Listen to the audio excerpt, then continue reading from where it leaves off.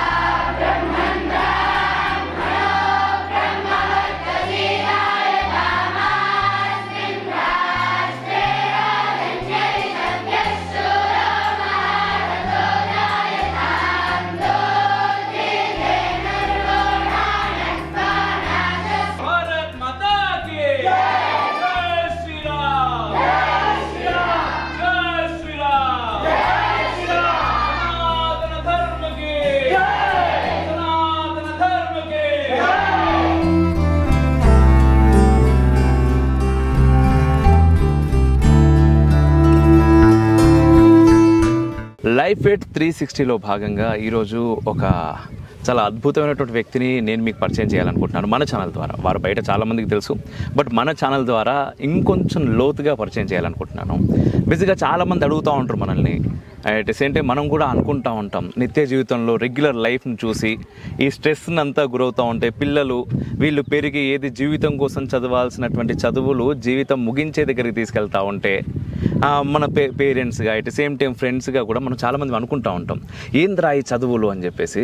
So దీనికి ఏదైనా ఒక సొల్యూషన్ ఉంటుందా, ఉంటే ఎలా ఉంటుంది అని చెప్పేసి కూడా ఆలోచిస్తూ ఉంటాం. ఎందుకంటే ఐఐటీలో చదువుతున్న వారు కూడా ఆత్మహత్యలు చేసుకుంటూ ఉన్నారు కాబట్టి. సో వాటన్నిటికీ ఫుల్ స్టాప్ పెడుతూ సరికొత్త ఆలోచనతో విద్యారణ్యం అనేటటువంటి ఒక అత్యున్నతమైనటువంటి నూతన కాన్సెప్ట్తో వచ్చారు అంటే నాకు తెలిసింది ఇప్పుడు కాబట్టి వచ్చారు అంటున్నా. 9 ఏళ్ల నుంచి దీని గురించే వాళ్ళ జీవితాన్ని పనంగా పెట్టి మరి పనిచేస్తున్నారు. సార్ నమస్కారం. నమస్తే అండి. ముందుగా ఒక్కసారి మీ పరిచయం సార్. నా పేరు మాడుగుల శశిభూషణ శర్మ అండి. ఏ సార్? కృష్ణ యజుర్వేదీయ కుటుంబానికి సంబంధించిన వాడిని, యజుశాఖీయుడిని. యజుశాఖి మాడుగుల ఇంటి పేరు, ఆత్రేయసి గోత్రం. రంగారెడ్డి జిల్లా కందుకూరు మండలము, చిప్పలపల్లి గ్రామము. మనం ఎక్కడైతే ఉన్నామో ఇది మా స్వగ్రామము. ఓకే. ఇక్కడే బాల్యం అధ్యయనం అయింది. 10th క్లాస్ వరకు ఇక్కడ చదువుకుని హయ్యర్ ఎడ్యుకేషన్ కోసం హైదరాబాద్ వచ్చి అక్కడే ఇంకా ఫార్మల్ ఎడ్యుకేషన్, కొంత వేదాధ్యయనము, శాస్త్రాధ్యయనము, సంఘ పరిచయము, సంఘ కార్యము, సమాజాన్ని అర్థం చేసుకోవడము, సంస్కృత భారతి, వివాహము, సంతానము, పిల్లల వివాహాలు, అది పూర్తి. 2015లో ఈ విద్యారణ్యము అనే ఒక సంకల్పం చేసి 2 విద్యార్థులతో ఒక మంచి సమర్థత కలిగిన తపస్సులైన పౌరులని భారతదేశానికి అందించాలి అనే ఒక సంకల్పంతో మొదలుపెట్టి ఇప్పుడు 100 మంది విద్యార్థులతో, సుమారు దక్షిణ భారతపు అన్ని రాష్ట్రాల విద్యార్థులతో, ఇది సుమారుగా నా పరిచయం అండి. అద్భుతం అండి. అయితే దీంట్లో భాగంగా మీరు మధ్యలో సంఘ్ గురించి అన్నారు, అంటే సంఘతో మీ పరిచయం? నేను 1990లో నేను సంఘ పరిచయం అయింది నాకు. రామజన్మభూమి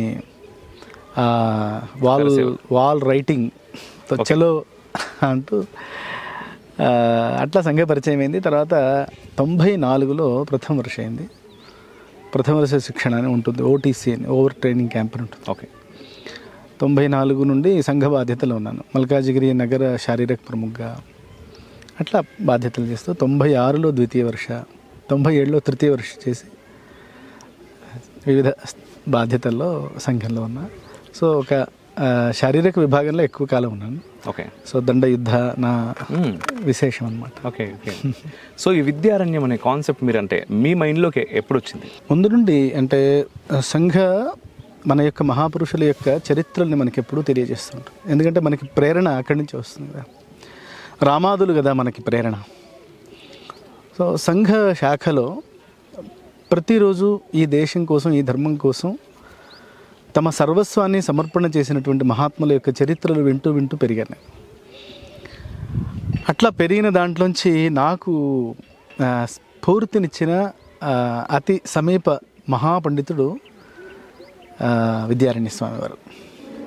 మనకి ఒక 800-900 సంవత్సరాల వెనక జీవించారు వారు. వారి పూర్వాశ్రమ నామము మాధవాచార్యులు. ఓకే. సాయణాచార్యులు, మాధవాచార్యులు అని ఇద్దరు అన్నదమ్ములు. వాళ్ళు మా నియోగి బ్రాహ్మలు. వాళ్ళు వేదాంగములను అంటే ఒక రకంగా విద్యారణ్యులు అంటే సమస్త విద్యలని అంతము చూసిన వాళ్ళు అనమాట. వేదములకి భాష్యములు రాసిన వాళ్ళు. శంకరుల వారు వేదాంతాలకి భాష్యాలు రాశారు. శంకరుల వారి తర్వాత సుమారు 1200 సంవత్సరాల తర్వాత మళ్ళీ వేదములకు భాష్యము రాయగలిగిన ప్రజ్ఞ కలిగిన మహాపండితులు విద్యారణ్య స్వామి వారు. వారి ఆదేశం మేరకు, వారి మార్గదర్శనంలో వారి తమ్ముడు సాయణాచార్యుల వారు వేదభాష్యం రాశారు. సాయణ భాష్యం అని దానికి పేరు. ఓకే. దాన్నే విద్యారణ్య భాష్యం అంటారనమాట. ఆ విద్యారణ్య స్వామి వారి యొక్క వైదిక విజ్ఞాన ప్రజ్ఞ అద్వితీయమైంది. ఎంత వైదిక ప్రజ్ఞ అద్వితీయమో అంతే సామాజిక స్పృహ కూడా విద్యారణ్య స్వామి వారు. ఆ సమయంలో ముస్లింలుగా మారినటువంటి ఇద్దరు హక్కా బుక్కాలని రీకన్వర్షన్ అప్పుడు ఘర్వాపసి చేసి హరిహర రాయలు బుక్కరాయలుగా వాళ్ళని ఆధారం చేసుకుని ఒక ప్రపంచంలోనే ఆశ్చర్యకరమైన శ్రీమంతమైన ఒక విజయనగర సామ్రాజ్య స్థాపకులు విద్యారణ్య స్వామి వారు. సో విద్యారణ్య స్వామి వారు అంటే అటు విద్యలో ఇటు సామాజిక స్పృహలో ఒక పండితుడి అంటే మనకు ఎంతెంత విజ్ఞానం వస్తూ ఉంటే, మనకు ఎంతెంత బలం వస్తూ ఉంటే ఈ సమాజం పట్ల మనకు అంతంత బాధ్యత పెరుగుతుంది. ఎంత బాధ్యత పెరిగితే అంత పెద్ద పని ఎత్తుకోవాలి అనే ఉదాహరణ విద్యారణ్య స్వామి వారి నుండి నాకు అందింది. వారి కథలు విన్నాను చాలాసార్లు శాఖలో. ఆ విద్యారణ్య స్వామి వారి లాంటి వేద పండితుల అవసరం ఈరోజు సమాజానికి ఉన్నది అనేది నాకు అనిపించిందండి. ఎందుకు అనిపించిందండి?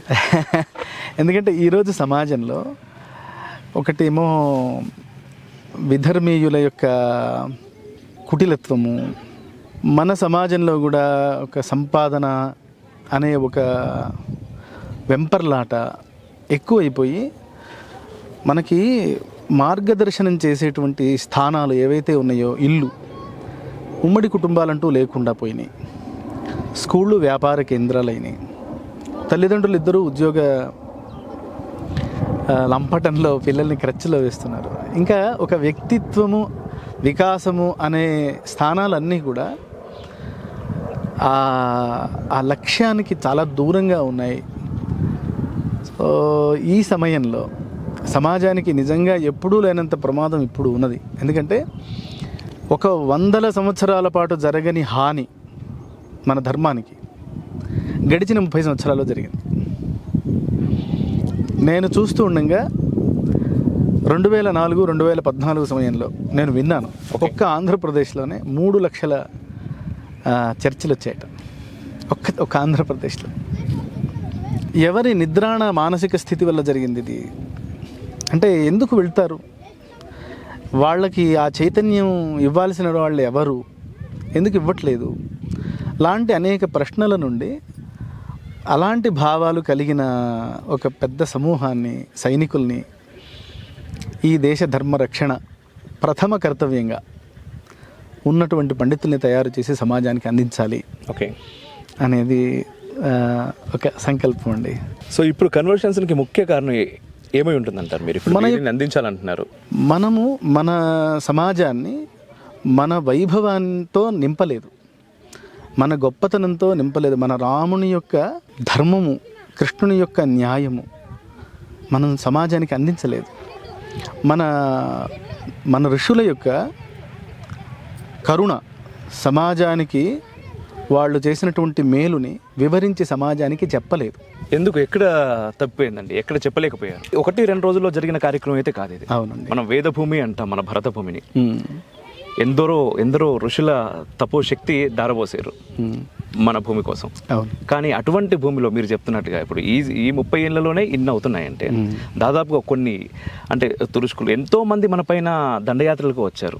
బట్ స్టిల్ భరత భూమి సనాతన ధర్మం అలాగే నిలబడి ఉంది అని చెప్పేసి చెప్పుకుంటున్నాం కొంత మాత్రం.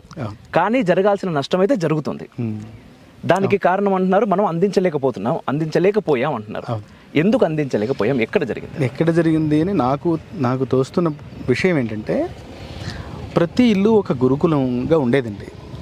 ఇప్పుడు నేను గురు శిష్య పరంపరతో గురు శుశ్రూషయ విద్య అని ఒక మన మాట.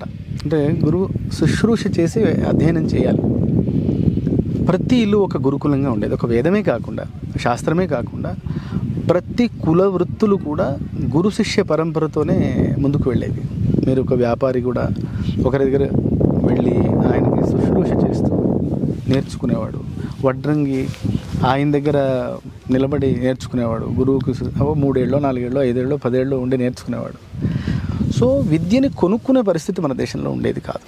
అప్పుడు ఏమయ్యేది నాకు తెలుస్తుందంటే, చదవగలిగిన వాడు చదవగలిగినంత చదవగలిగేవాడు. అప్పుడు ఒక సమాజం ఒక విజ్ఞానంతో ఓతప్లోతమై ఉండేది. నాకు మన ఇట్లానే శాఖ సంఘ కథల్లో భోజరాజు ఉదాహరణ ఒకటి చెప్తారన్నమాట. భోజరాజు మహాపండితుడు. ఆయన ఒకసారి అడవికి వెళ్తూ ఉంటే ఒక ముసలావిడ పాపం అడవి నుండి పుల్లలు ఏరుకుని మోసుకొని వస్తున్నారు. కట్టెల మోపు పాపం చేత కాదు, ఆమె అలా వంగి నడుస్తుంటారు అన్నమాట. ఆమెను అడుగుతాడు, అమ్మా అంబే భారం బాధతి కిమ్ అంటాడట. అంటే ఆమె తల పైకెత్తకుండానే భారం నబాధతే భవతః భాషా బాధతే అంటుందట. భారం బాధిస్తులేదయా, నీ భాషా లోపం, నీ వ్యాకరణ లోపం నన్ను బాధిస్తుంది అన్నట్టు. అంటే సమాజంలో సామాన్య వ్యక్తి కూడా అత్యద్భుతమైనటువంటి విజ్ఞానాన్ని సాధించుకోగలిగినటువంటి ఒక అద్భుతమైన సమాజం మన సమాజం. విద్యా వ్యవస్థ అంతా ఎటువంటి వివక్ష లేకుండా సమాజానికి విజ్ఞానాన్ని అందించింది. అక్కడి నుండి ఇప్పుడు మన పరిస్థితి ఏంటి అంటే, మనం ఫీజు కట్టలేకపోతే చదవగలిగిన. నాకు తెలిసిన ఒక మిత్రుడు ఫ్లూట్ ఎందుకు మానేశాడంటే, బ్రహ్మాండంగా వాయించేవాడు. అతను ఫీజు కట్టలేడు కాబట్టి మానేశాడు, జస్ట్ అంతే. సో ఇప్పుడు మీరు ఇది అంటున్నారు, ఎందుకంటే సమాజంలో అట్టడుగు వర్గాల వారు కూడా చాలా అత్యున్నత స్థాయిలో జ్ఞానం సంపాదించేవారు, మాట్లాడేవారు, వారి నిత్య జీవితం అలా నడిచేదని. కానీ సో కాల్ ఇప్పుడు ఎవరైతే మాట్లాడుతున్నారో అంటే నిమ్న జాతులకి, నిమ్న కులాలకి మీరు ఏది కూడా అందజేయలేదు. అంటే సనాతన ధర్మం ఏదైతే హిందుత్వాన్ని మనం మాట్లాడుతున్నామో ఇదంతా కూడా ఒక వర్గాన్ని దూరం పెట్టారు అని చెప్పేసి చాలా గట్టిగా వాదిస్తున్నారు. మీరేం చేస్తున్నారంటే అసలు దానికి సంబంధమే లేకుండా ఎవరు కట్టెలు అమ్ముకొని ఆవిడ అంటే ఆటోమేటిక్గా చాలా తక్కువ స్థాయిలో ఉండేటటువంటి ఒక వ్యక్తి. వారు అంత అద్భుతమైనటువంటి వ్యాకరణం గురించి మాట్లాడే స్థాయిలో ఉండేవారు. కానీ దీనికి ఎక్కడ కూడా పొంతం లేదు. అవునండి. మధ్యలో మెకాల విద్య ఇది వచ్చింది, ఇది వేరు అనుకోండి. సో దీనికి పొంతం లేదు కదా. ఇందులో ఏది వాస్తవము అంటే, మనం పెద్ద ఇప్పుడు ఒక ప్రోపగండాన్ని మనం తల మీద మోస్తున్నాం ఒక రకంగా చెప్పాలంటే. మన హిందూ సమాజంలో అసలు వివక్ష అనేది లేదండి, కుల వ్యవస్థనే లేదు, వర్ణ వ్యవస్థ అనేది ఉండింది. వర్ణ వ్యవస్థ అది 4 విజ్ఞాన సంబంధమైన వాడు బ్రాహ్మడు, క్షాత్ర సంబంధమైన వాడు క్షత్రియుడు, వ్యాపార సంబంధమైన వాడు వైశ్యుడు, కృషి సంబంధమైన వాడు శూద్రుడు. ఎవరు ఏది చేస్తే వాళ్ళది అని చాలా సింపుల్ ఒక విభాగం ఉండేది మనకి. సరే, తర్వాత కులాలు మనం చెప్తున్న ఇన్ని విభాగాలు, సమాజంలో ఇన్ని వ్యత్యాసాలు, వైమనస్యాలు అన్నీ వచ్చినాయి అనేది మనం కూడా చూస్తున్నాము. నిజంగా కూడా కనిపిస్తుంది, అక్కడక్కడ కనిపిస్తుంది. మన ఋషులు వేసిన మార్గం ఇది కాదు. మన ఋషులు వేసిన మార్గము ప్రతి ఒక్కరికి అందిన మార్గము, వైదిక మార్గము, శాశ్వతమైన మార్గము, సర్వ సుఖప్రదమైన మార్గం ఈరోజు కూడా మనం చూడగలం సర్వత్రా. ఓకే, నేను మీకు ఉదాహరణకి చెప్తా. మన ఇళ్లలో కట్టెల పొయ్యి ఉన్నంత వరకు, అంటే ఒక 30 ఏళ్ల క్రితం వరకు ప్రతి ఇంట్లో కట్టెల పొయ్యి ఉండింది.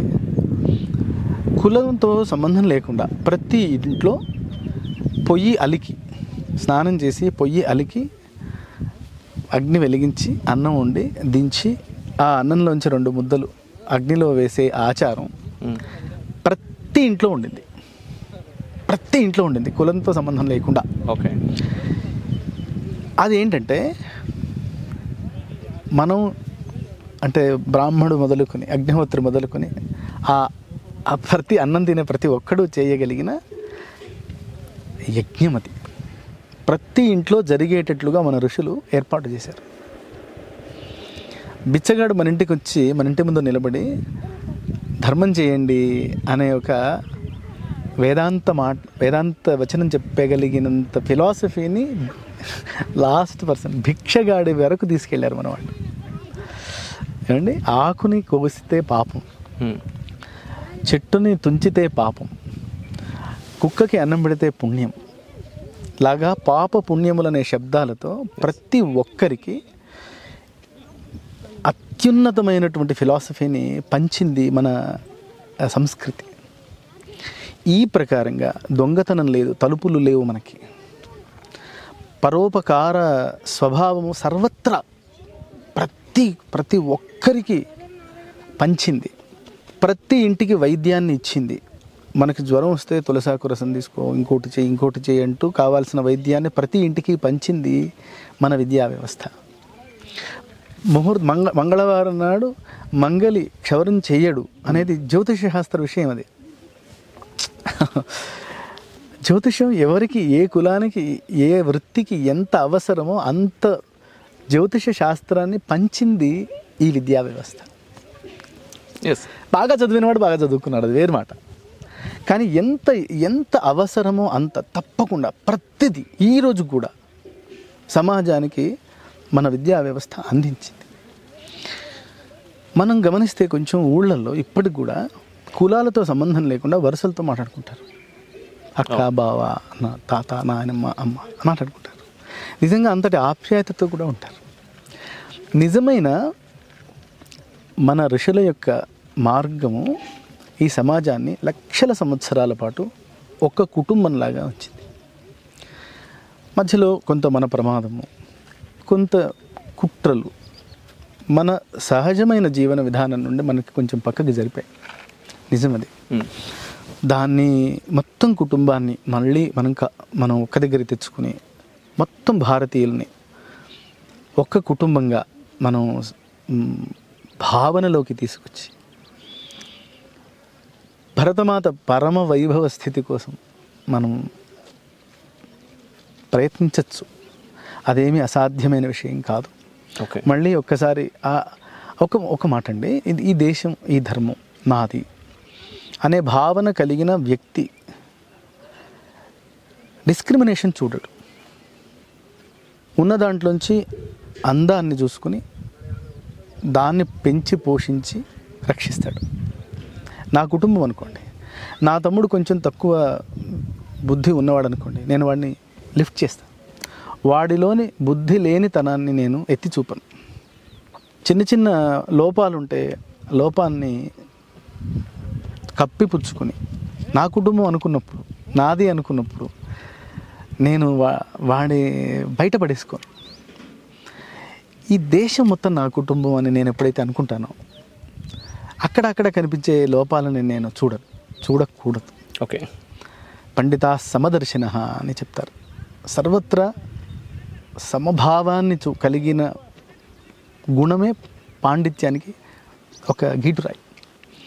అలాంటి భావాన్ని కలిగిన పండితుల్ని తయారు చేయటం ఒక్కటే, అలాంటి భావన కలిగిన సమాజాన్ని తయారు చేయటం ఒక్కటే ప్రస్తుతం ఉన్న చాలా సమస్యలకి మందు అని నాకు అనిపిస్తుంది. ఖచ్చితంగా అండి. ఇప్పుడు మీరు మాట్లాడిన మాటలు రెండు. ఒకటి కుటుంబం అనుకోవాలి అన్నారు. అనుకోవాలి అనుకున్నప్పుడు మీ కుటుంబం గురించి కూడా తెలుసుకోవాలని మాకుంది. ఎందుకంటే ఇంత పెద్ద పని తల మీద ఎత్తుకున్నప్పుడు ఆటోమేటిక్గా ఎవరి కుటుంబం అయినా అంటే వాళ్ళకి పిల్లలు ఉంటారు, భార్య, ఆ తర్వాత వ్యవస్థ ఉంటుంది. సో వాళ్ళందరూ సపోర్ట్ లేకుండా ఇంత పెద్ద కార్యక్రమం నడవడం చాలా కష్టం నాకు తెలిసి. సో మీరు విద్యారణ్యం అనేటటువంటి ఒక మహత్కరమైనటువంటి కార్యక్రమాన్ని ప్రారంభిస్తాను అనుకున్నప్పుడు మొదటగా ఎవరు చెప్పారు? అండ్ మీ అంటే అర్ధాంగి గారు, మీ మేడం వారి స్పందన ఏంటి మీరు చెప్పినప్పుడు? అంటే మేము ఇద్దరము సంఘ కార్యకర్తలు. ఓకే, వారు కూడా సేవికా సమితి అని ఒక సంస్థ ఉంది. పెళ్ళైన తర్వాత ముందు నుంచి? పెళ్ళైన తర్వాత. ఓకే. సో ఆ సేవికా సమితి జిల్లా స్థాయిలో బాధ్యతలో తను ఉండేది. సో ముందు నుండి అంటే వివాహమైన దగ్గర నుండి సంఘ కార్యకర్తలు భోజనాలకి రావటము, శాఖకి వెళ్ళటము, బయటకి తీసుకోవటము అనేది ముందు నుంచి అలవాటు ఉంది. సో ఎప్పుడూ నాకు కుటుంబం నుంచి వ్యతిరేకత రాలేదు. ప్లస్ కుటుంబం మొత్తం నిలబడ్డది. ఇప్పుడు నేను పాఠాలు చెప్పినప్పుడు తను వంట చేసి పెట్టింది అందరికీ. తను పాఠాలు చెప్పింది సంస్కృత పాఠంతో. తను సంస్కృతంలో సాహిత్యం ఎంఏ చేసింది. తను పాఠాలు చెప్పింది. నా కూతురు నేను వేద పండితుడికి ఇచ్చాను. నా కూతురు ఇంజనీరింగ్ చదువుతున్న సమయంలో నేను దానికి ముందే చెప్పాను, అమ్మా నువ్వు ఏమన్నా నువ్వు ఇంజనీర్గా, డాక్టర్గా, ఐఏఎస్గా, ఐపీఎస్గా, నేను మాత్రం నేను వేద పండితుడిగా ఇచ్చి చేస్తాను.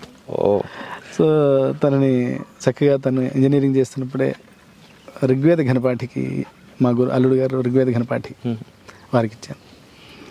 మా అబ్బాయిని కూడా వేదాధ్యయనం చేయించాను. వేద పండితుడి కూతుర్ని నాకు కోడలుగా తెచ్చుకున్నాను. కుటుంబం నుండి నాకు ముందు నుండి మంచి సహకారమే కాదు, ఒక రకంగా చెప్పాలంటే నేను నాతో పాటు కలిసి నడుస్తూ ఉన్నది నా కుటుంబం. ఓకే, ఈ 9 సంవత్సరాల నుంచి ఈ పని చేస్తున్నారు. అంతకుముందు మీరు ఏం చేసేవారు? నేను అష్టభుజాదేవి మందిరం అంటే వృత్తిరీత్యా మల్కాజిగిరిలో అష్టభుజాదేవి అమ్మవారిని ఒక అమ్మవారు గుడి ఉంది. ఓకే, అక్కడ అర్చకుడిగా నేను నా జీవితం మొదలుపెట్టాను. ఓకే, 300 రూపాయలు శాలరీ వచ్చేది. అప్పుడు విద్యానగర్లో కాలేజీ ఉండేది, వివేకానంద ఎడ్యుకేషనల్ సొసైటీ. అక్కడ బీకామ్లో జాయిన్ అయ్యాను నేను. ఓకే, సైకిల్ మీద వెళ్తూ వస్తూ అట్లా చదువుకుంటూ అక్కడే ఉంటూ కొంతకాలం పౌరోహిత్యం కూడా చేశాను. తర్వాత ఎంఏ ఆస్ట్రాలజీ చేశాను. సో 96 నుండి ఆస్ట్రాలజర్గా కూడా ఉన్నాను.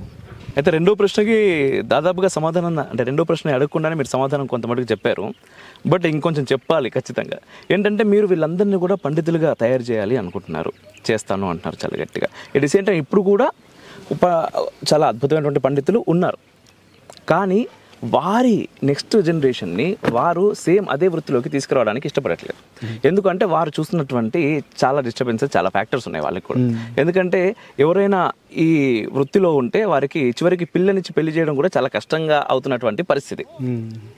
దీన్ని ఎలా మార్చుదాం అనుకుంటున్నారు? ఎలా మార్చవచ్చు? అంటే ఒకటేమో ఒకప్పుడు పౌరోహిత్యానికి ఉన్నంత నిరాదరణ లేదు, ఉపాధి విషయంలో భయం లేదు. ఫస్ట్ అంటే పౌరోహిత్యమే వైదికమే వృత్తిగా స్వీకరించాలి అనుకునే వాళ్ళకి అది ఇప్పుడు పర్వాలేదు, బాగానే ఉంది. సో వివాహ విషయంలో అదే సమాజంలో ఉన్న సమస్య. అది ఒక్క వేద పండితులకి వివాహం అవ్వట్లేదు అనేది కొంత నిజమే. వేద పండితులకే కాదు, ఇంజనీర్లకు కూడా పెళ్ళిళ్ళు అవ్వట్లేదు. అంటే మనం కంపేర్ ఎప్పుడైతే అంటే వివాహ విషయంలో అదొక సమస్య ఉంది, దాన్ని చేయొచ్చు, అది పెద్ద విషయం కాదు. కానీ మన ఉద్దేశం ఏంటంటే వృత్తి చర్చ కాకుండా అసలు ఇక్కడ విద్య అనేది విజ్ఞానం కోసం. ఇప్పుడు నేను ఎట్లానే మీలాగే ఒక పెద్ద ఆయన అడిగారు నన్ను, ఇంతమంది వేద పండితులు మీరు తయారు చేస్తే వీళ్ళందరికీ ఉద్యోగాలు ఎక్కడి నుంచి వస్తాయి, వీళ్ళకి పిల్లల్ని ఎవరు ఇస్తారు అని అడిగారు. నేనేమన్నానంటే వీళ్ళెవ్వరూ ఉద్యోగాలు చేయరండి, ఉద్యోగాలు ఇస్తారని చెప్పాను. ఎప్పుడైతే ఒకసారి ఆ లోపల చైతన్యం బయలుదేరుతుందండి, ఒక్కొక్క శక్తి కేంద్రం తయారవుతుంది. యాక్చువల్గా రావాల్సింది కూడా అదే అండి. వాళ్ళు పెరగాల్సింది కూడా అటువంటి వాతావరణంలో పెరగాలి, అటువంటి ఆలోచనలతో పెరగాలి. ప్లస్ ఇంకోటండి నాకేమనిపిస్తుంది అంటే, మనం ఎప్పుడు కూడా పిల్లల్ని చదివించే క్రమంలో ఉద్యోగం ఓరియంటెడ్గా చదివించకూడదు. అదే అనేది.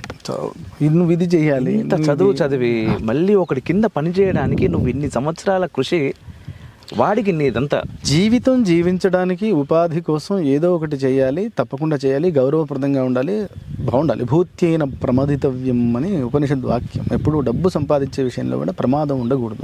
సంపాదించాలి బాగా. సంపాదనే జీవిత లక్ష్యం కాకూడదు. సంపాదనే జీవిత లక్ష్యం అయితే నీకు అమ్మ లేదు, నాన్న లేదు, కుటుంబం లేదు, సుఖం లేదు, ధర్మం లేదు, పాడు లేదు.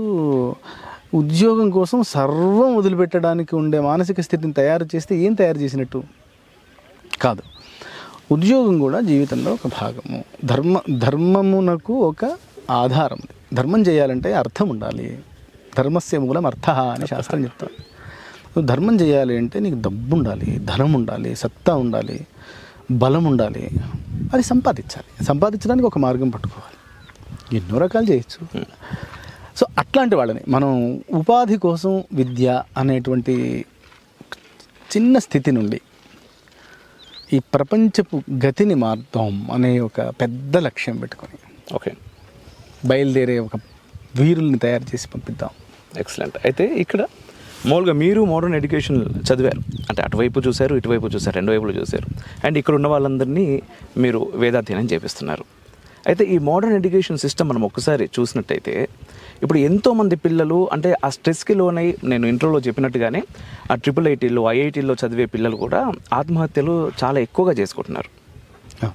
దానికి కారణం ఏమై ఉంటుంది మీ ఉద్దేశం ప్రకారం? నిజంగా సమస్యని సరిగా అంచనా వేయలేకపోయే ఒక చిన్న సామర్థ్యాన్ని వాళ్ళలో పెట్టకపోవడమే. ఎవరు తప్పు?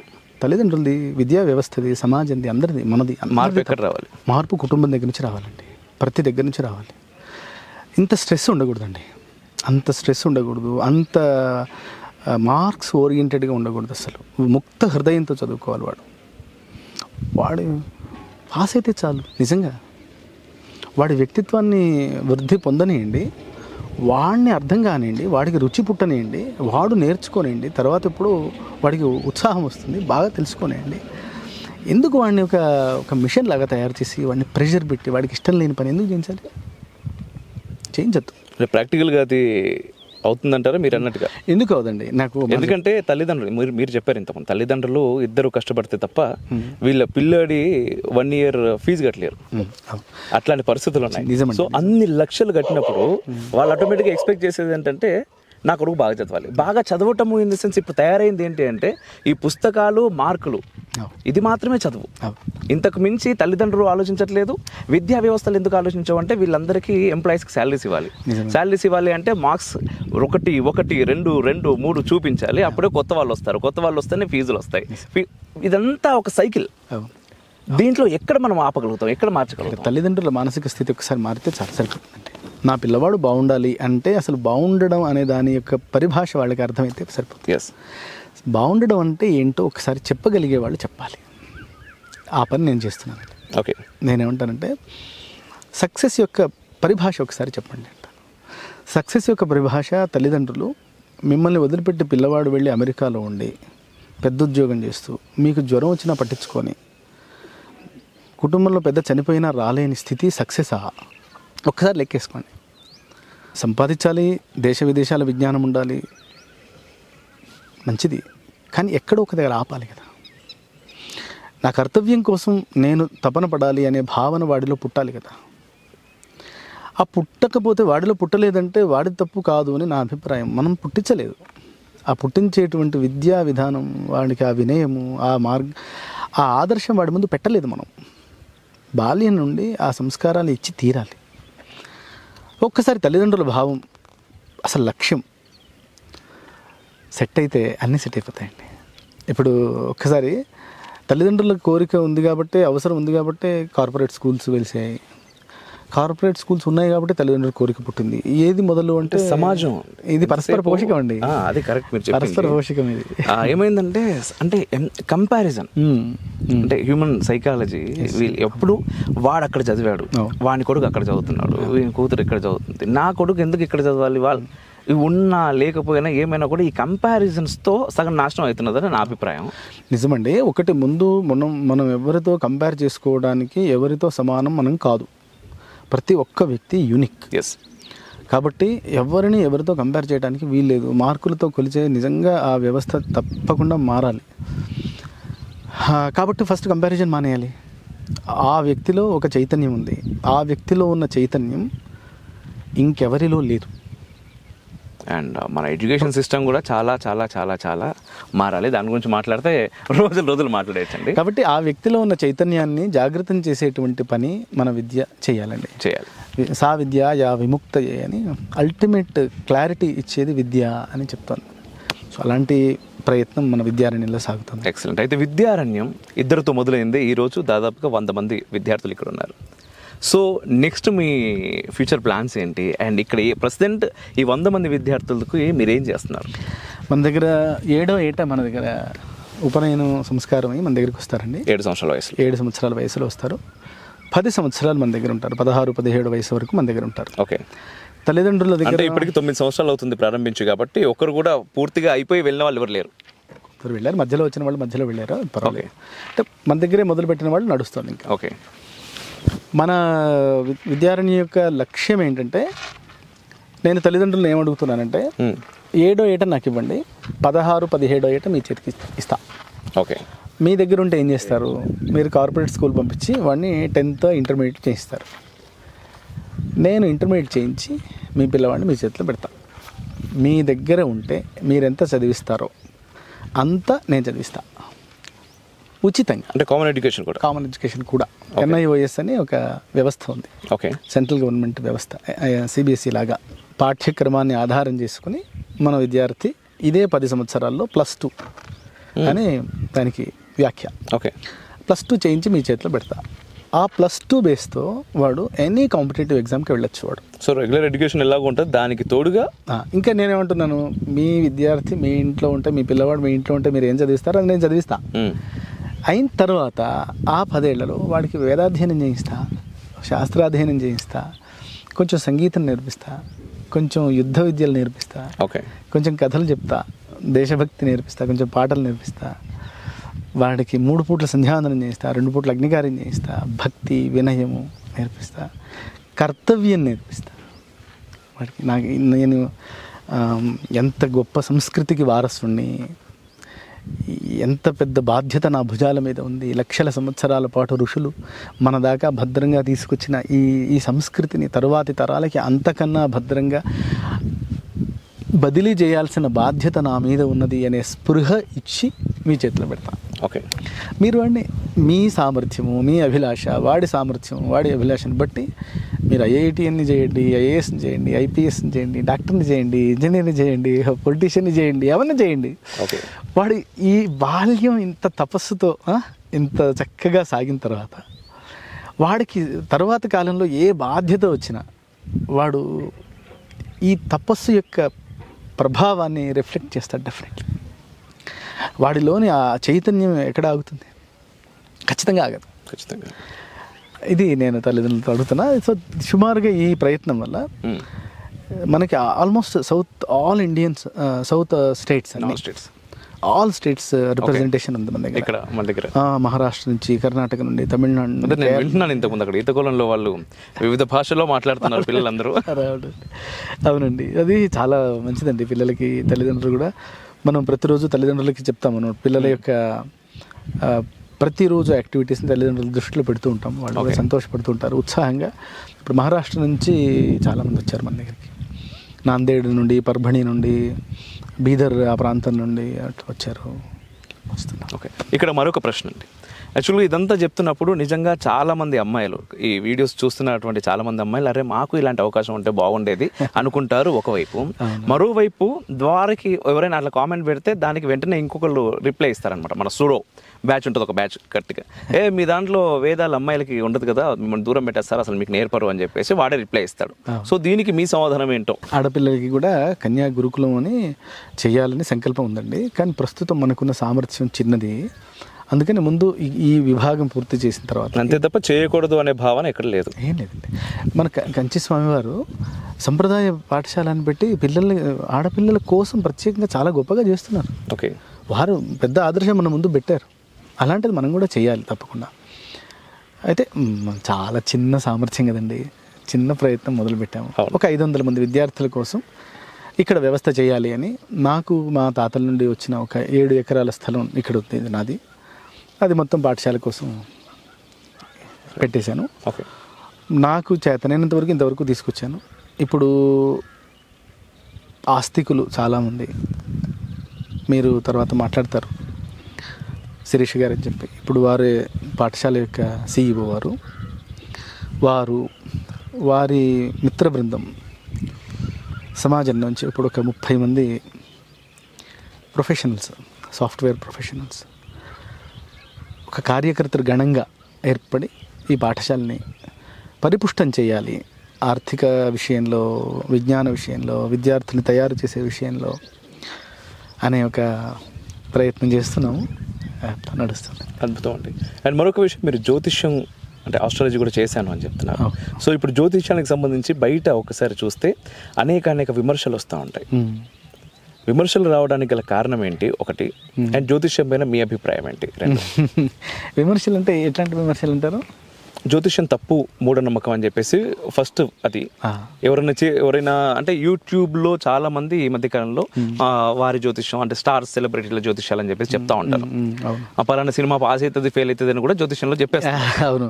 సో అది ఆటోమేటిక్గా అది పాస్ అంటే ఫెయిల్ అవుతుంది, ఫెయిల్ అంటే పాస్ అవుతుంది. జ్యోతిష్యం అనే శాస్త్రాన్ని మనం జ్యోతిషామయనం చక్షు అని, వేదము అనే ఒక విజ్ఞానము ఈ సృష్టి మొత్తాన్ని చెప్తోంది. ఈ సృష్టి మొత్తాన్ని ఆ వేదము జ్యోతిషం అనే ఒక కళ్ళతో చూస్తుంది అని చెప్తాను.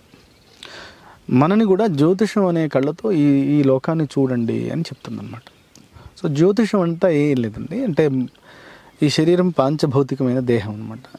5 ఎలిమెంట్స్ మన శరీరంలో, పృథివీ, అప్పు, తేజస్సు, వాయువు, ఆకాశము అనే తేజస్సు.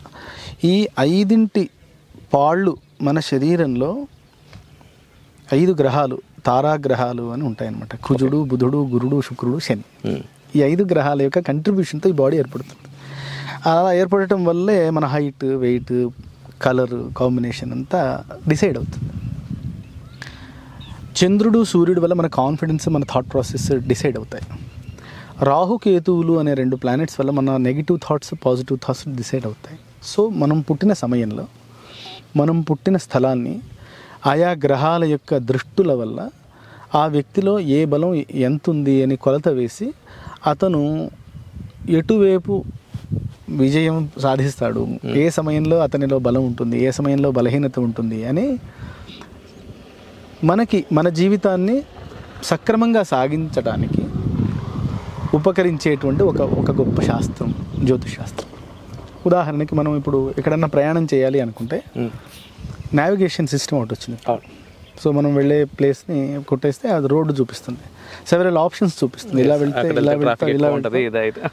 వెళ్తే 2 నిమిషాలు ఆలస్యంగా వెళ్తాం, ఇలా వెళ్తే 2 నిమిషాలు ముందు వెళ్తాం, ఇక్కడైతే టోల్స్ ఉన్నాయని చెప్తుంది కదా. ఎగ్జాక్ట్గా జ్యోతిషం కూడా అలాగే చెప్తుంది.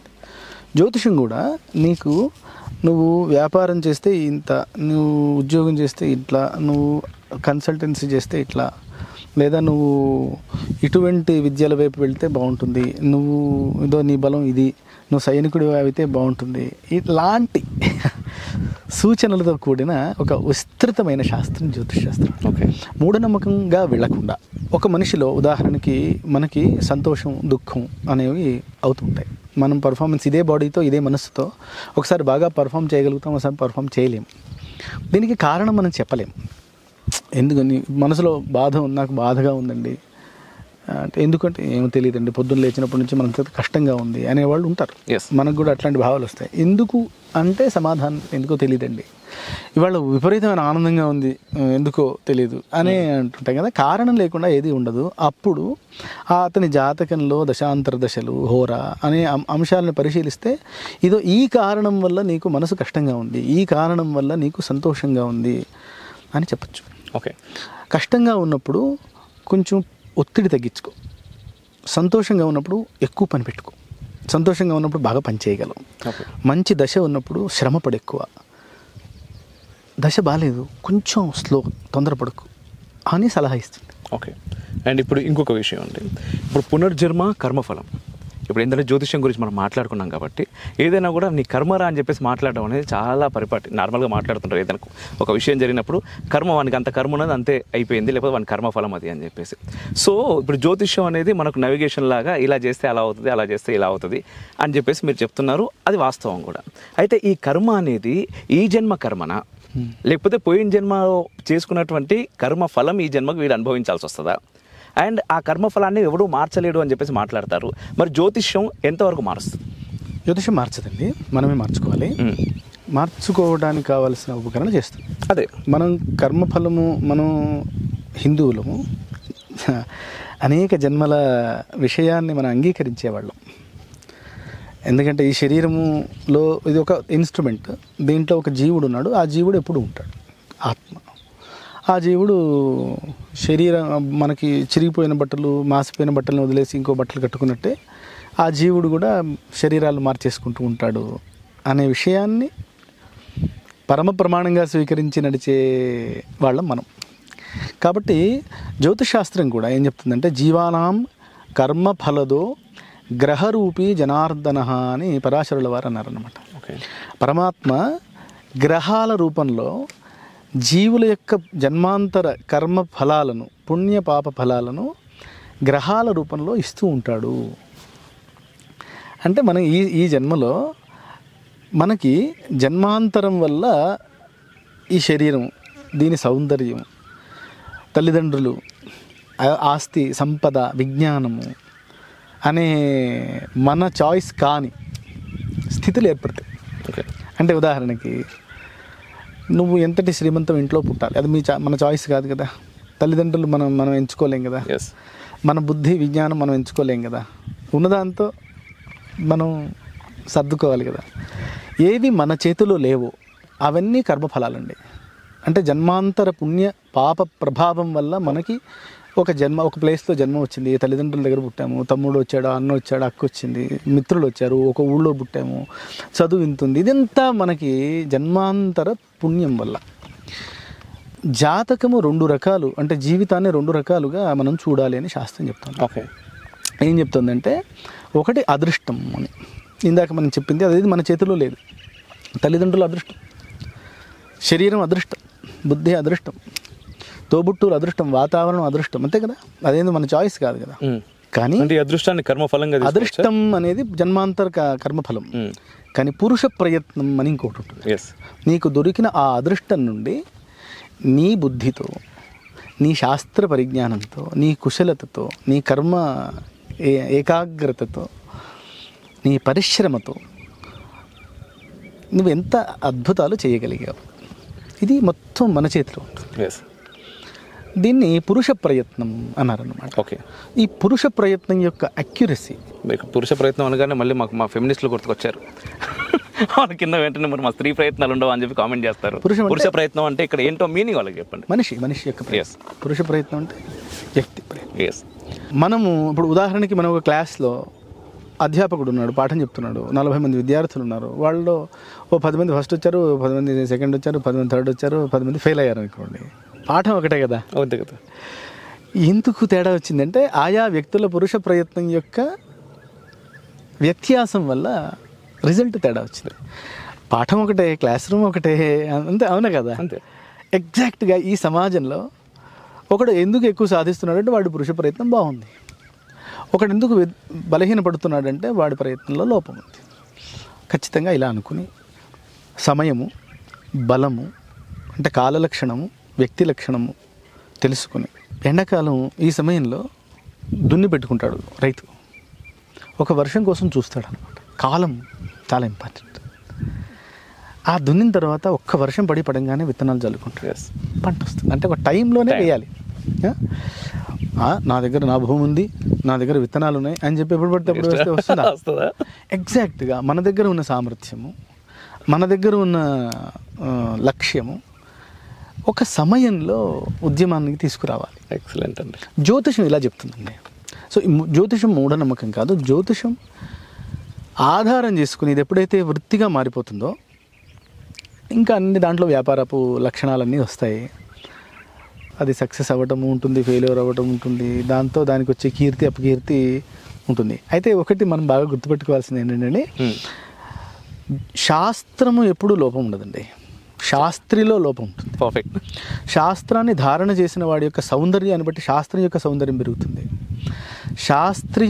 ఆ శాస్త్రాన్ని ధారణ చేసిన వాడి యొక్క లోపం వల్ల శాస్త్రానికి హాని వస్తుంది.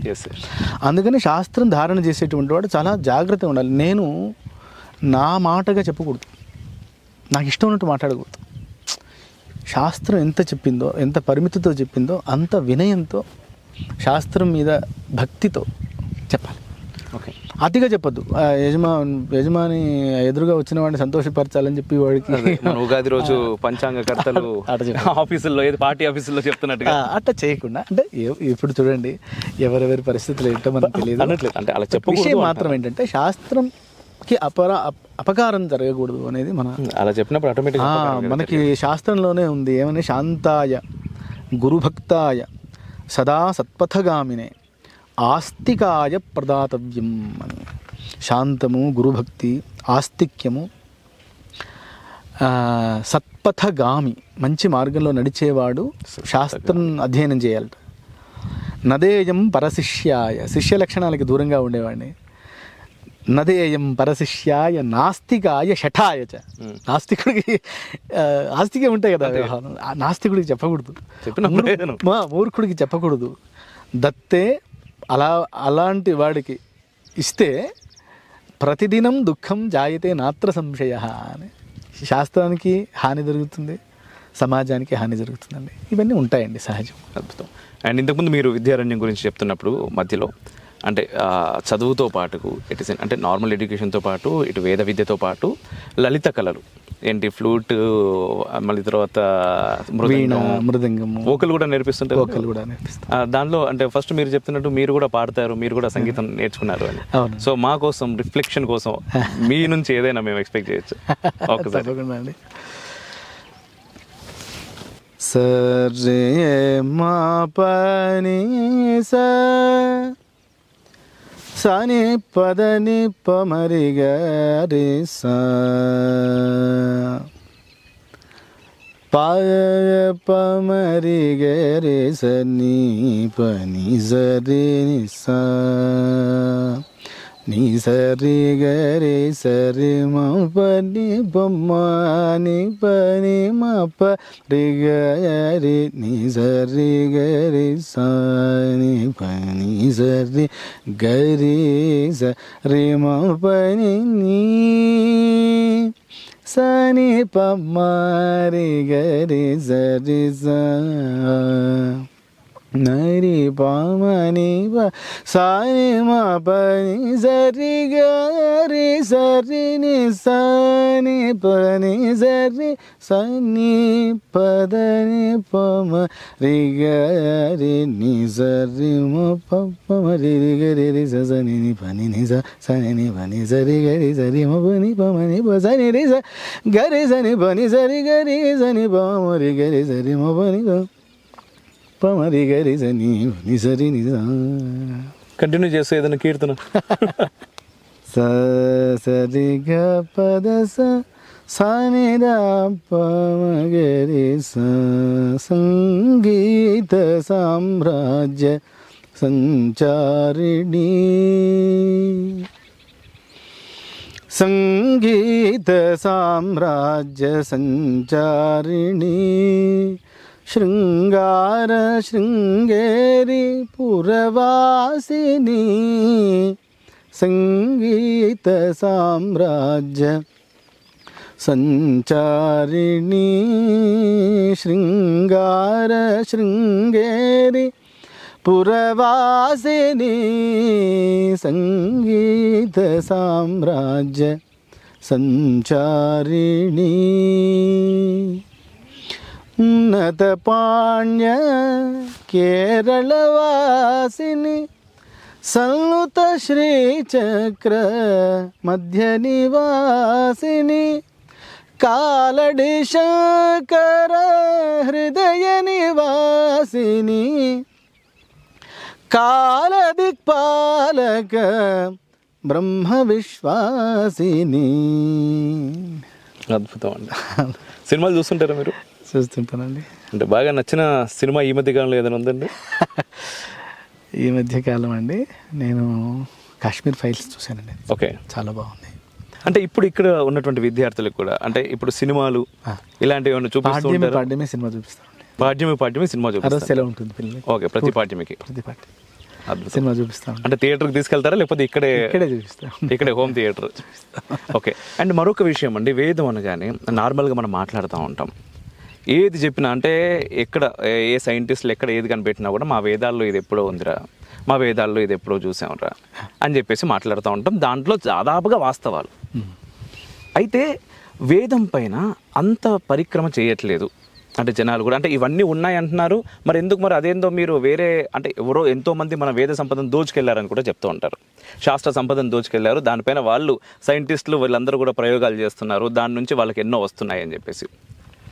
మరి మన దేశంలో ఎందుకు అది జరగట్లేదు? ఒకటి, జరగాలంటే ఏం చేయాలి? 2, మూడవది వేదం అనగానే ఇక్కడ, ఎందుకంటే మీరు దానిపైన పూర్తిగా మీ జీవితాన్ని అంకితం చేశారు, ఎంతోమందిని తయారు చేస్తున్నారు. వీళ్ళని ఒక పాఠ్యాంశంగానే, అంటే వేదం అనగానే ఏ రకంగా నేర్పుతున్నారు? అంటే దాని లోపలికి వెళ్ళి మరి శాస్త్రంలో ఇంత ఉంది, ఇది చేయొచ్చు అంటే ఒక సైంటిస్ట్గా కూడా వీళ్ళు తయారయ్యేలాగా మీరు తయారు చేయబోతున్నారా? లేదా ఓన్లీ ఒక వేద పండిత అంటే మంత్రాలు చదవడం, అంటే నార్మల్ వ్యక్తులకు, నాలాంటి వాళ్ళకి తెలిసింది ఏంటంటే మంత్రాలు మాత్రం చదువుతారు, ఏదో గుళ్ళో కూర్చుంటారు, పారాయణాలు చేస్తారు, ఇంత మట్టుకైనా. ఇది దాటి ముందుకెళ్ళే ప్రయత్నం ఏదైనా చేస్తున్నారా మీరు? 3 ప్రశ్నలు ఉన్నాయి, 3 ప్రశ్నలకు సమాధానాలు కావాలి. రీసెర్చ్ అండ్ డెవలప్మెంట్ అని ఒకటి, అటువైపు మనం వెళ్ళాలండి, ఖచ్చితంగా వెళ్ళాలి. అయితే మన ఆలోచన ఉంది, మనం అలా చేయించాలి పిల్లలతో. వేదంలో సమస్త విజ్ఞానము వేదం నుండి, వేదం పరమ ప్రమాణం మన వాళ్ళు చెప్తారు. దాంట్లోంచే మనం అనేక విషయాలన్నీ కూడా బయటకు వచ్చాయి అనేది మనం పెద్దల నుండి ఎప్పుడు వింటూనే ఉంటాం. అయితే ఒక పరిశ్రమ చేయాలి, ఇందాక మీరు అన్నట్లుగా మనం దాంట్లో పరిశోధన జరగాలి అంటే ఒక పెద్ద ప్రయత్నం జరగాలండి. ప్రస్తుతం మనం ఉన్న పరిస్థితిలో ప్రభుత్వపు సహకారం ఉండట్లేదండి. ఎందుకంటే పరిశ్రమ చేయాలి అంటే మన అధ్యయన పద్ధతి కొంత మీకు అవగాహన ఇస్తాను. మనం స్కూల్కి వెళ్తే కూడా మ్యాథమెటిక్స్లో ముందు మనం ఏం చేస్తున్నామంటే మనం టేబుల్స్ బై హార్ట్ చేస్తున్నాం. ముందు 20 టేబుల్స్ వరకు బై హార్ట్ చేస్తాము. తర్వాత దాని బేస్గా మనం తర్వాత టేబుల్స్ అన్నీ బేస్ చేసుకుని మనం లెక్కలన్నీ చేస్తాం కదా. అంటే బై హార్ట్ చేయటం అనేది ఒక, ఆ శాస్త్రానికి ఆ టేబుల్స్ అనేవి బై హార్ట్ చేయడం అనేది రూల్ కదా. వేదము అనేది ఒక సూత్ర రూపం అన్నమాట. మొత్తం విజ్ఞానానికి సూత్ర రూపం వేదం. అందుకని బాల్యము 7వ వయస్సు నుండి 16వ వయస్సు వరకు వాడి యొక్క బుర్రకి ఏమి ఇచ్చినా మెమరైజ్ చేసేటువంటి ఒక అద్భుతమైన ప్రజ్ఞ ఉంటుంది. సో ఆ సమయంలో ఆలోచన అనే అంశం పెట్టకుండా వేదము అనే సూత్ర రాశిని, విజ్ఞానాన్ని మొత్తాన్ని వాడి మనసులో మనం ఎక్కిచేస్తాం, కంఠస్థం అయిపోతుంది వాడికి. అంటే మనం ఊరికే మన పరిభాషలో మనం మాట్లాడుకుంటే, నాకు తెలిసి ప్రపంచంలో ఏ విద్యకి లేనంత ఆశ్చర్యకరమైన విద్యా విధానం వేద విద్యా విధానం అండి. 10 సంవత్సరాల్లో మీరు ఇంతలో పుస్తకం తీసుకోండి, ఇంత పుస్తకం మూలము, పదము, క్రమము, జట, ఘన, బ్రాహ్మణము, ఆరణ్యకము అని ఉంటాయి. అంటే ఇంత పుస్తకం మన ఊరికి లెక్కేసుకుంటే ఇలాంటి 33 పుస్తకాలు వాడి తల్లో ఉంటాయి మొత్తం. ఓకే, 16 వయసుకి. సంస్కృతము ఇత్యాది అయిన తర్వాత వేద భాష్యము, శాస్త్రములు ఇంకా చదువుకున్న తర్వాత దాంట్లోని రహస్యాలను బయటికి తీసేటువంటి ఒక ప్రక్రియ మొదలవుతుంది. ఆ ప్రక్రియ మొదలైనప్పుడు వేదంలో పలు సందర్భాలలో ఒక విషయం చెప్పిన దాన్ని గొలుసులుగా వాడు గుర్తుపెట్టుకోవాల్సి వస్తుంది అనమాట. అప్పుడు మళ్ళీ పుస్తకం తీసి చూడాల్సిన అవసరం లేకుండా అవి ఆ సూత్రాలు వాడికి అట్లా గుర్తొచ్చి వాడు ఈ విషయాల్ని వ్యాఖ్యానించగలుగుతాడు, ప్రయోగ రూపంలోకి తీసుకురాగలుగుతాడు. ప్రయోగ రూపంలోకి తీసుకొచ్చినటువంటి వాటిని మన ఎక్స్పెరిమెంట్స్ నుంచి ప్రొడక్ట్ బయటికి అనే దగ్గర మన రీసెర్చ్ అండ్ డెవలప్మెంట్ అనే అంశం మీద ఒకటి ల్యాబొరేటరీస్, డబ్బు, సామూహిక పరిశ్రమ కావాలి. అది చెయ్యాలని ఉంది, ఆలోచన అయితే ఉంది, ఖచ్చితంగా ఉంది.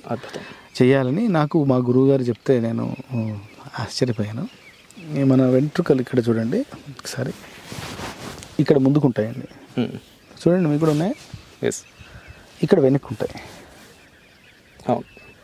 ఒకసారి చూడండి, ఇక్కడే ముందుకు, ఇక్కడ వెనక్కి ఉన్నాయి చూడండి, అవునా? ఇలా ఎందుకున్నాయి అని మెడికల్ సైన్స్ చెప్పలేదు, మోడర్న్ మెడికల్ సైన్స్ చెప్పలేదు, వేదం చెప్తుంది. ఓకే, చెప్పండి. వేదం చెప్తుంది. అంటే ఇలా ఎందుకుంది అని యజ్ఞంలో దర్భలతో సృష్టి చేసే సమయంలో బ్రహ్మ సృక్కు సృవము అనే దాన్ని దర్భలతో ఇలా పెట్టి ఇలా అని సంస్కరించింది. అంటే ఒక రకంగా చెప్పాలంటే మొదటి ఎక్స్పెరిమెంట్ చేస్తున్నప్పుడు వేదంలో ఒక దగ్గర ప్రజాపతి ప్రజలను సృష్టించాలనుకున్నాడు, ఒక ఎక్స్పెరిమెంట్ చేశాడు, పాములు పుట్టాయి. రెండో ఎక్స్పెరిమెంట్ చేశాడు, పక్షులు పుట్టాయి. మూడో ఎక్స్పెరిమెంట్ చేశాడు, మనుషులు పుట్టారని చెప్తాను. అన్ని ఎక్స్పెరిమెంట్సే కదా. ఆ ఎక్స్పెరిమెంట్స్ చేసే సమయంలో జరిగిన దాని వల్ల ఈ ఆకృతులు వచ్చాయి అని మా గురుగారు వివరించారనమాట. అంటే మనకి కథల రూపంలో, ప్రయోగాల రూపంలో మన దగ్గర ఉన్నాయండి. వీటి మీద విపరీతమైన శోధన చేయాలి. సమాజానికి ఆధునికంగా, ఇప్పుడు ఆధునిక విజ్ఞానం వల్ల సెల్ ఫోన్ మన చేతిలోకి వస్తుంది, ఆధునిక విజ్ఞానం వల్ల మంచి కారు వస్తుంది. వైదిక విజ్ఞానం నుండి కూడా అలాంటి ఆవిష్కరణలు జరగాలి అని నాకు అనిపిస్తుందండి. నిజంగా పెద్ద పండిత లోకం అందరూ కూర్చుని ఏం ఆలోచిస్తున్నారో చూడాలి. ఇప్పుడు మరి జాతీయవాదం ప్రభుత్వం అట్లాంటి దిశ వైపు ఏమన్నా చేస్తే బాగుంటుంది, చూడాలి. మనం ప్రైమరీ స్కూల్ కదండి. అంటే ఇప్పుడు వేదాధ్యయనము, మూలము, భాష్యము అనేది ప్రైమరీ స్కూల్. నెక్స్ట్ లెవెల్ ఆలోచనలు చేయాలని ఉంది, చాలామంది సూచిస్తున్నారు కూడా. సో ఆ దిశలో మనం వెళ్ళాలి. వేదంలో సమస్తము ఉన్నది. ఈ ప్రపంచానికి కావాల్సినటువంటి అన్ని అవసరాలను తీర్చగలిగిన విజ్ఞానం వేదము నుండి మనం పొందొచ్చు, అందించాలి. ఆ విశ్వాసం పెట్టుకుని మనం దీని మీద కృషి చేయాలండి. ఎస్ అండి. And thank you so much మీ సమయాన్ని మాకు ఇచ్చినందుకు. ఎందుకంటే చాలా అద్భుతమైన కార్యక్రమం చేస్తున్నారు. నేను అడగగానే మీరు రండి అని చెప్పారు. అండ్ మీరు చివరిగా రిఫ్లెక్షన్ ప్రేక్షకులకి ఏదైనా చెప్పాలనుకుంటున్నారు? వైదిక జీవనము, తపస్సు అనేటువంటి ఈ విద్యార్థుల యొక్క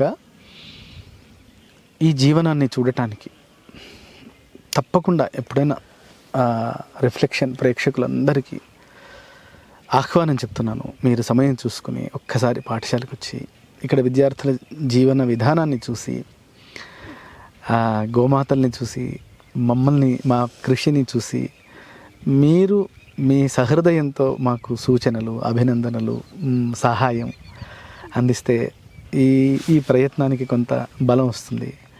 సో మనందరినీ నేను సాదరంగా స్వాగతం చెప్తున్నాను. అందరికీ నమస్తే.